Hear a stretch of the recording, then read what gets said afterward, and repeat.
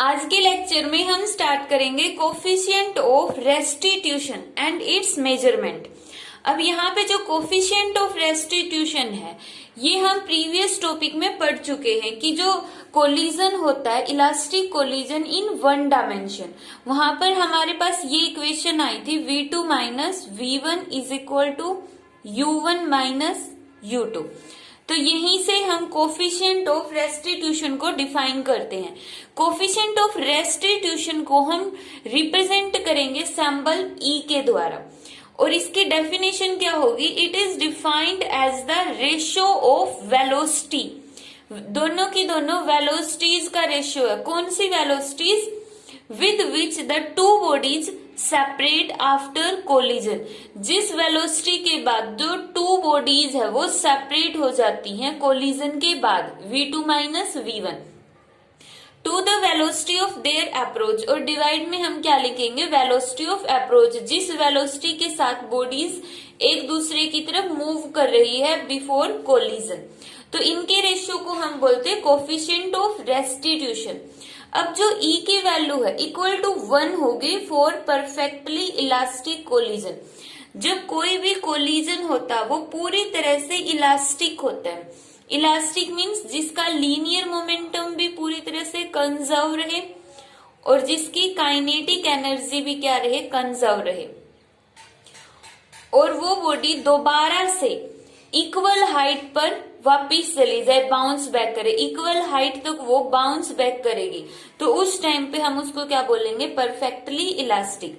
तो उस केस में E की वैल्यू होगी 1 और E इज इक्वल टू 0 होगा फॉर इन इलास्टिक कोलिजन। जब इन इलास्टिक कोलिजन मीन्स जब किसी भी बॉडी, जब कोई भी बॉडी है अगर वो बिल्कुल भी बाउंस बैक नहीं करती है, उसको हमने थ्रो किया और वो यहीं पर रुक गई, तो उस टाइम पे वो क्या हो गया? उसके लिए E 0 हो गया। उस टाइम पे जो कोलिजन के बाद, या फिर हम बोलेंगे कि यहाँ से बॉडी ने मूव ही नहीं किया, अगर मूव नहीं किया तो इस बॉडी के पास बिफोर कोलिजन जो काइनेटिक एनर्जी थी अब वो सारी की सारी कहाँ पर चली गई? साउंड एनर्जी में या फिर हीट एनर्जी में कन्वर्ट हो गई।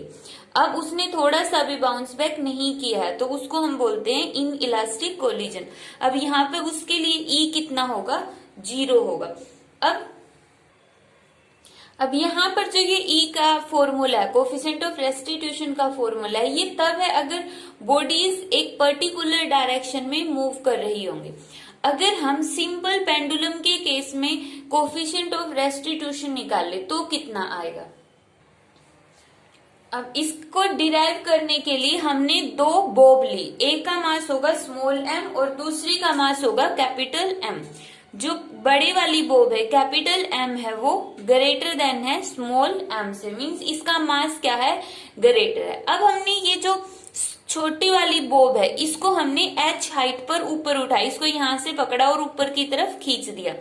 जब हम इसको ऊपर की तरफ खींचते हैं तो ये बॉब इस तरह से h हाइट पर शिफ्ट हो जाएगी।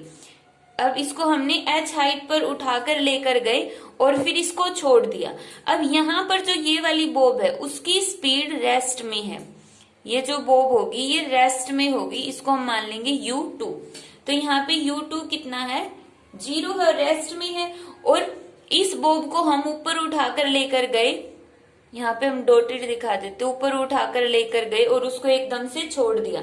अब इतनी ऊपर से कोई भी चीज हम छोड़ते हैं तो उसमें क्या आएगी? मोशन आएगी, और उसकी वजह से जो ये वाली बॉब होगी स्मॉल छोटी वाली बॉब इसके साथ टकराएगी और वो इसको भी इस साइड में कोलिजन करवा के इस साइड में मूव करवा देगी। अब जो ये बॉब होगा ये इस पोजीशन पर चला जाएगा जो कितनी हाइट पर है? ग्राउंड से h2 हाइट पर है। यहाँ पे याद रखना है कि जो बॉब हमने छोटी वाली बॉब उठाई थी वो h हाइट पर थी और ये h2 पर जाएगा, मतलब जो h है यहाँ पर h2 है वो लेसर देन है h से। क्यों है?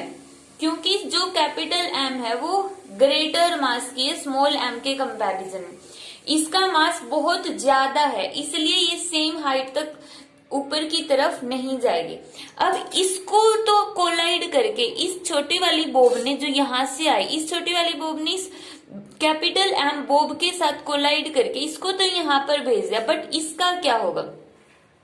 अब देखो क्या होगा, यहाँ पे ये वापिस से चली जाएगी, कोलाइड करके बैक डायरेक्शन में मूव करेगी। क्यों मूव करेगी?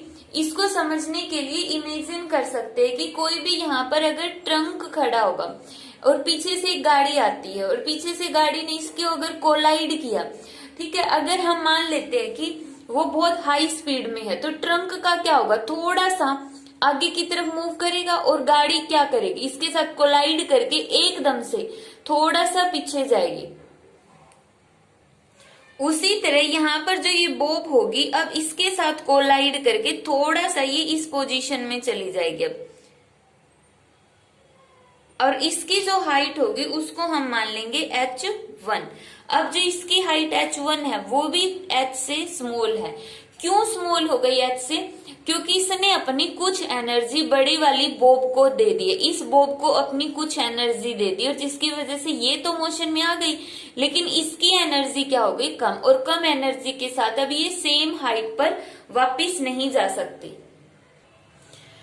अब हम इसके लिए डेरिवेशन करते हैं। जब इस बॉब को हमने इस पोजीशन तक उठाया था, मान लेते हैं ए पोजीशन, इसको मान लिया बी पोजीशन और इसको सी पोजीशन। तो सबसे पहले हम देखते हैं एट पॉइंट ए द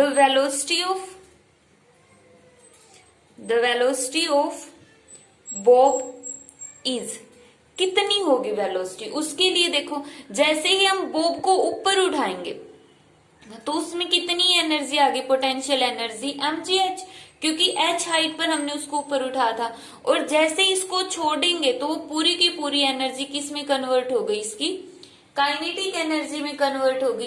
तो इस पोजीशन के ऊपर जैसे हम बोलेंगे कि जैसे ही ए पोजीशन से बॉडी नीचे की तरफ आएगी तो उसकी जो वेलोसिटी होगी वो कितनी होगी, यहाँ से v is equal to √2 of gh। इतनी वेलोसिटी के साथ ये बॉडी वापिस से इस तरफ मूव करेगी, इतनी हाई वेलोसिटी से। अब इसी तरह जो इस पोजीशन के लिए अगर हम देखें बी पोजीशन के लिए, एट बी के ऊपर इसकी वेलोसिटी मान लो v1 और वो कितनी होगी, 2 ऑफ gh1।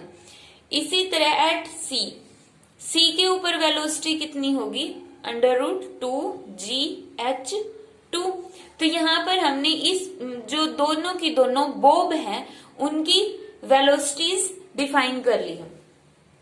अब यहाँ पर E किसके इक्वल होगा, जो कोफिशिएंट ऑफ रेस्टिट्यूशन है, कोफिशिएंट ऑफ रेस्टिट्यूशन क्या होगा, यहाँ पे velocity of separation. Velocity of separation का मतलब जो दोनों बॉडीज की कोलिजन के बाद की वेलोसिटी है, कोलिजन के बाद इसमें वेलोसिटी कितनी आई, v2 वेलोसिटी सी पोजीशन पर v2, और इस वाली छोटी वाली बॉब में कितनी वेलोसिटी आ गई, v1, और वेलोसिटी ऑफ अप्रोच कितनी थी, u2 तो था 0, तो u2 तो 0, u1 कितना था, u1 मतलब कि v की वैल्यू, यही तो था हमारे पास u1 कि कोलिजन से पहले की वेलोसिटी, तो u1 की वैल्यू हो गई v।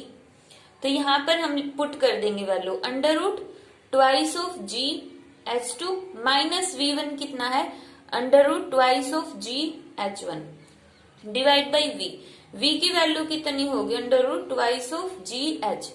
तो यहाँ पे ऊपर से क्या कॉमन निकल रहा है, √2 ऑफ g, अंदर क्या रह जाएगा, √h2 माइनस √h1 और डिवाइड बाई √h, और नीचे से भी √2g कॉमन, तो ये कैंसिल आउट। तो E हमारे पास कितना बच गया, √h2 माइनस √h1 और डिवाइड बाई √h। तो ये आ गया हमारे पास कोफिशिएंट ऑफ रेस्टिट्यूशन। अगर कोई बॉडी 1D के अंदर ऐसे मूव कर रही है सरफेस के ऊपर, तो सिंपल, अगर हमारे पास उसकी वेलोसिटी है v2 minus v1 divide by u1 minus u2 करके निकाल सकते हैं। बट अगर सिंपल पेंडुलम की बात करें और ये देखें कि कोई भी जो बॉडी है वो ऐसे हवा में है, तो उस टाइम पे उसकी हाइट की वजह से हम कोफिशिएंट ऑफ रेस्टिट्यूशन निकाल सकते हैं। तो ये था coefficient of restitution and it's measurement.